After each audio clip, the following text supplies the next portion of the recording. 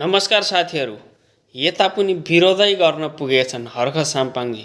योभन्दा पहिलाको भिडियो हेर्नुहोला, थाहा पाउनुहुनेछ। श्रम संस्कृति पार्टीका संसदीय दलका नेता हर्ख साम्पाङले आफूलाई नेपाल चीन संसदीय मैत्री समूहमा समावेश नगरिएको भन्दै असन्तुष्टि जनाएका छन्। साथीहरू, सामाजिक सञ्जाल फेसबुक मार्फत प्रतिक्रिया दिँदै साम्पाङले आफूले नेपाल चीन संसदीय मैत्री सम्बन्धको संयोजन गर्ने इच्छा व्यक्त गरेको भए पनि आफूलाई आयरल्यान्डसँगको सम्बन्धित संसदीय मैत्री समूहमा राखेको बताएका छन्। साथीहरू, उनले फेसबुकमा लेखेका छन्, मैले नेपाल चीनको संसदीय मैत्री सम्बन्धको संयोजन गर्न चाहेको थिएँ, आयरल्यान्डको पो हाल्दैछन्।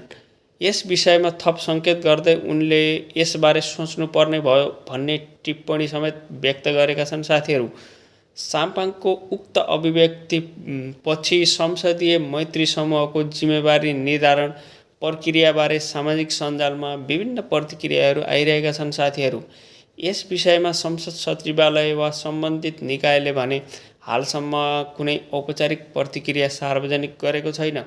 हिजो मैले एउटा भिडियो हालेको थिएँ, अब हर्ख साम्पाङ सुत्रिने भए, विरोध गर्ने भएनन्, उनलाई केही कुराको जिम्मेवारी दिइँदैछ भनेर मैले हिजो हालेको भिडियोहरू हेर्नुहोला साथीहरू।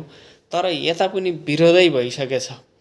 उनले चाहेको चीन नेपाल मैत्री सम्बन्धमा यसमा चाहिँ उनी चाहेका रहेछन्, तर उता आयरल्यान्डमा हाले